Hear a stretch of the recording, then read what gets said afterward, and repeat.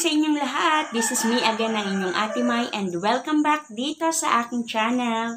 Today is Monday at alam niyo po ba, napakaganda din pong maggawa ng pampaswerte sa araw po ng Lunes. Bakit po? Kasi ito ang umpisa ng ating buong linggo, ang araw ng Lunes. Ngayong araw na ito ay ibabahagi ko sa inyo ang isa sa pinakamabisang pampaswerte na maaari niyong gawin ngayong araw ng Lunes. Ngunit bago po ako magpatuloy, gusto ko muna magpasalamat sa inyong lahat sa patuloy niyo pong panonood dito sa aking mga video. Kung kayo po ay bago dito sa aking channel, first time yung napanood itong aking video na to, please don't forget to click the subscribe button, ganun din ang notification bell upang updated po kayo palagi sa lahat ng mga bagong upload ko. Itong pampaswerte po na ituturo ko sa inyo ay makakatulong upang maging magaan ang dating ng kaperahan sa buong linggo ninyo. So, ibig sabihin, hindi kayo mauubusan, hindi kayo masasaidan ng pera. And sasamahan lang po natin ng sipag at tiyaga, for sure na mangyayari po iyan.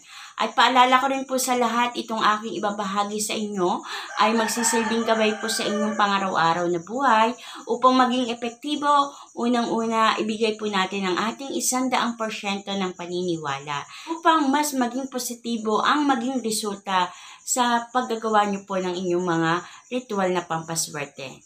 Alam niyo po ba, malaki din ang maitutulong ng ating pampaswerteng ritual na ito sa inyong pangaraw-araw na buhay upang maging positibo ang lahat ng inyong mga ginagawa. So, let me say, kung kayo po ay may negosyo, makakatulong po ito para mas maging maganda ang dating ng kita ng inyong negosyo. Kung kayo ay nagtatrabaho or sa inyong pamilya, sa inyong mga anak, sa inyong mga ginagawa sa araw-araw ay malaki po ang maitutulong nito. Ang idudulot po nito ay maging positibo ang lahat sa inyong mga ginagawa sa araw-araw. Ang una nyo pong ihahanda dito sa ating pampaswerte na ito ay ang isang baso na lalagyan nyo po ng tubig. Tulad na lang po nitong ipinapakita ko sa inyo, isang baso na babasagin. Gagamit po tayo na babasagin, wag pong plastic dito sa ating pampaswerte na ito. At nilagyan ko rin po ito ng tubig. Ang tubig na ilalagay nyo dito, hindi naman po kinakailangan ay mineral water or tubig na inumin. Pwede naman po ninyong gamitin ang inyong tubig sa poso, tubig sa gripo, wala namang problema. At ang amount po ng tubig na ilalagay nyo po dito ay hindi po punong-puno. So, 3/4 po ng inyong paglalagyan na baso ang amount po ng tubig na inyong ilalagay.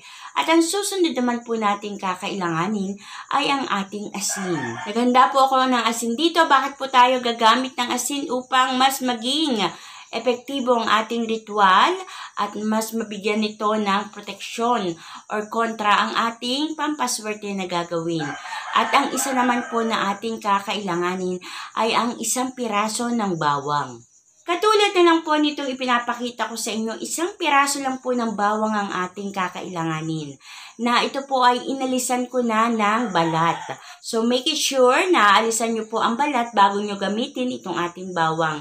Sa pamamagitan ng bawang at asin na ito ay tutulungan tayo upang mas maging magaan ang ating pamumuhay, ang ating kaperahan sa buong linggo. At ito pong ritual na gagawin natin ay hindi lang po one time yung gagawin sa Lunes. Katulad ngayong araw na to na Lunes. Ito po ay patuloy nyo pong gagawin every time na sasapit po ang Lunes. Maya-maya po explain ko po iyan sa inyo. So, umpisahan na po natin ang pamamaraan. Paano po ba natin ito gagawin? Napakasimple lang po.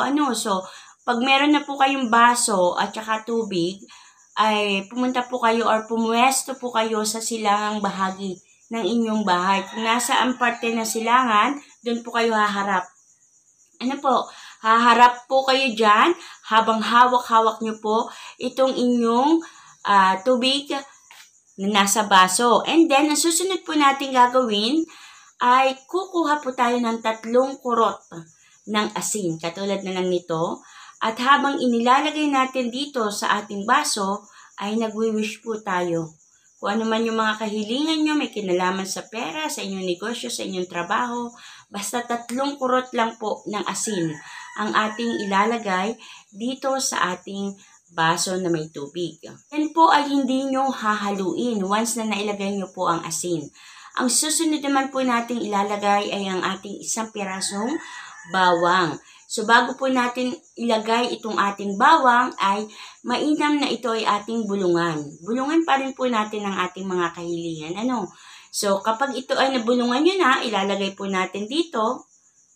Just like that. And hahayaan nyo po ito. Ito po ay ilalagay nyo diyan sa inyong altar. Kung meron po kayong altar.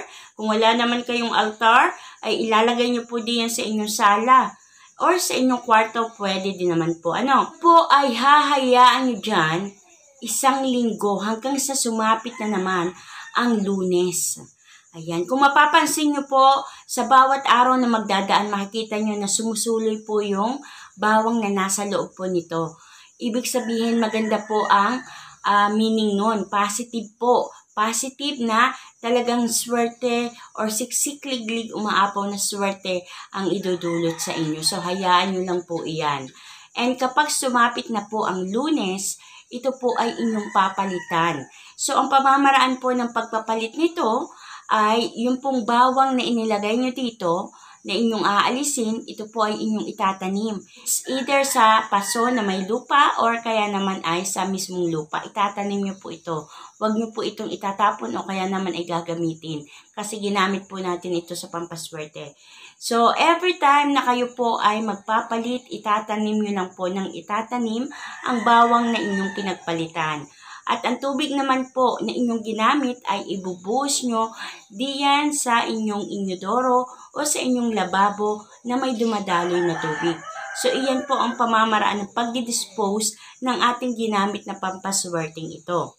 At kung mapapansin nyo po, kapag itinanim nyo po yung bawang at ito po ay sumusuloy na po, maniwala po kayo, napakaganda po ng sinyalis na iyan. At i-claim po natin, be positive po tayo na talagang maraming biyaya, maraming pagpapala, or maraming swerte ang ipagkakaloob sa inyo kasi ginawa nyo ang pampaswerte na ito. Ito ay isa lang po sa simpleng pampaswerte na napakaganda pong gawin ngayong Lunes. Kaya kung napanood mo ito, ay gawin mo na agad kasi hindi pa huli ang lahat. Lunes po ngayon. And kung ito naman ay napanood mo ng late, pwede naman gawin mo ito sa susunod na Lunes. Wala namang problema. Ito po ay gagawin natin every Monday at mararamdaman nyo po ang kagaanan ng buhay sa darating na mga araw hanggang sa matapos po ang 1 linggo. And I hope na makatulong po ito sa inyo. And kung nagustuhan nyo po ang aking video na to, please don't forget to give me a like. And I hope magkita-kita po tayong muli hanggang sa mga susunod kong video. Mag-iingat po kayong lahat. God bless everyone. Bye-bye po.